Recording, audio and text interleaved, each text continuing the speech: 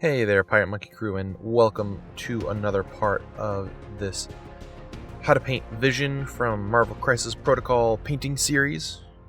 Today we're going to be working on his NMM, and yeah, I know I show you guys a lot of NMM. I feel like it's something that people are always like, oh man, I need more tips. How do you do NMM? So I always like to revisit it. We're not going to go super crazy in depth here. I just want to show you guys a couple of things, right? As you remember in the previous parts, we had been working on green, right? If we tried to apply yellow over green, we would get a little bit of a lighter green. And so what we have to do is we have to overcome the green. And so what we do essentially to do that is we apply a base coat of white. Then we can apply our yellow without it turning into green. It's the same thing for black. If you're trying to get some kind of yellow in an area where there's black and you're like, hey, how do I get this without, apply this yellow without it turning green?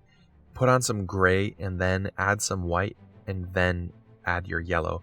Because yellows in general are transparent pigments, and so they benefit from having a very light or bright undertone, and then it can be applied. And so that's what we are doing right here. We're applying this yellow, and obviously it looks very yellow and not so green. It feels a little green, but that's mainly because of the colors around it. And we're also going to continue to work it, right, because we have to make it look shiny. And so yeah, we're going to go around and really make sure that we get a couple of layers of this yellow down, and then we are going to start building up highlights. So the easiest way to build up NMM, if you're not wanting to go through a crazy layering process, is just to get down some yellow and then start sketching in white. Then you glaze over it, and then you repeat, and then you repeat it over and over and over and over again, until you kind of get it to where you want it. It's incredible how much depth you can get out of just doing this process. Warm yellows especially are very interesting tones because over time, as you apply them, it starts to shift orange, mainly because the light is continually getting trapped. Coffee is actually yellow. If you've ever looked in the bottom of a white mug with coffee in it, you can see that it's yellow. But as you add more coffee, it shifts orange, and then it shifts red, and then it shifts to a very dark brown red. And so the same thing can happen with paint. If you apply enough transparent layers of it, it's just kind of this interesting effect that happens due to transparency.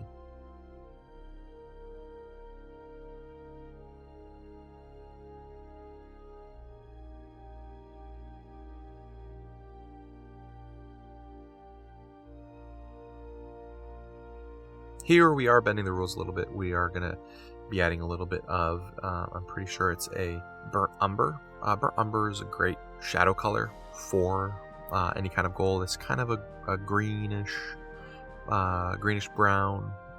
It's got some hints of orange. It's fairly neutral too. It's a really great color.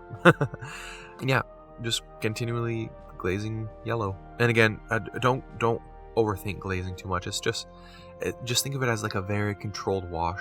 And if there's any puddling, just soak up the puddles with your paintbrush. You just kind of wipe off your paintbrush, soak them up, bam, ready to go.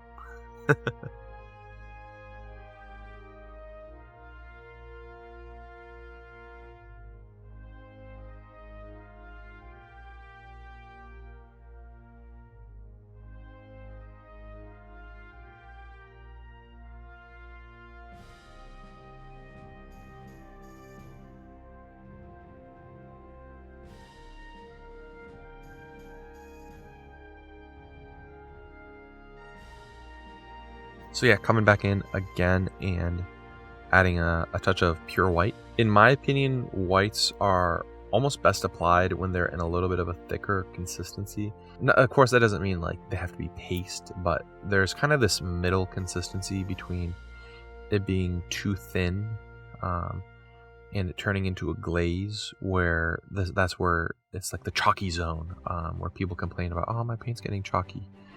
And you have to be careful of that. You'll know it when you're in it. If you are in that zone, make your paint a little thicker just by adding in some more from the tube or the bottle, or thin it down a little bit more, and then you need to wipe a ton of it off your brush before you start glazing.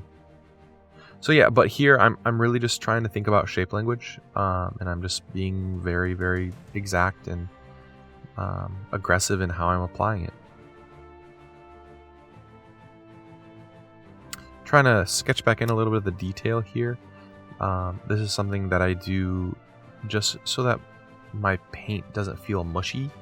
A lot of beginners struggle with having miniatures that are very, I don't know another word for it, but like mushy, where nothing feels separate or distinguished from one another. And so I do this especially when I'm painting tabletop, high tabletop, to avoid that effect.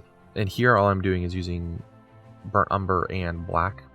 It's probably like a 3-to-1 mixture or so. And I'm just going around the NMM that I painted just so that it's very clear where the metal begins and ends, and it's very clear where his outfit begins and ends. And it just helps you, the viewer, know. Especially with the miniatures being so small, you have to overexpress this, right? With 75 mil, 54 mil busts, even canvas painting, you can get away with a little bit more.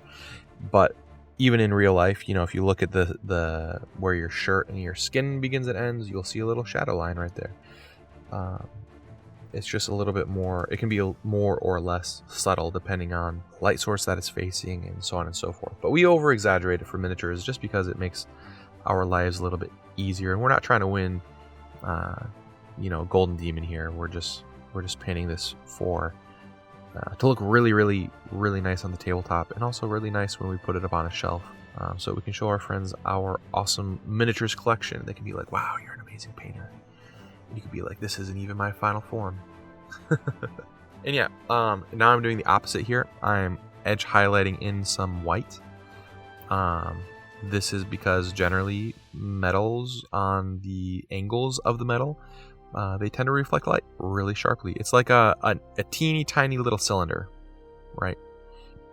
Sometimes it's not. Sometimes it's like, you know, a pure machined square. And even then, you tend to get just a little area where it really sharpens down to a razor. But again, you know, we're looking at a 32 mil miniature here. We need to over exaggerate.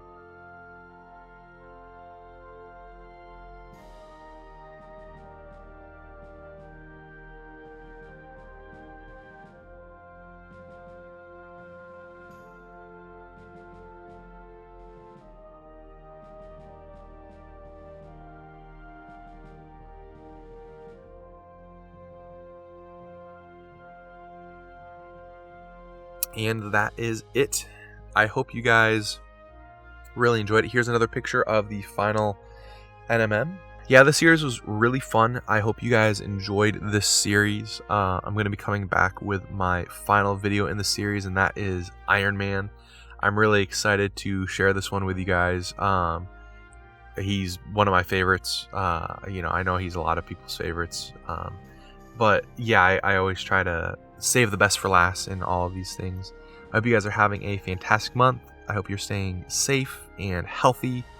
And yeah, we'll see you in October with Iron Man. Bye.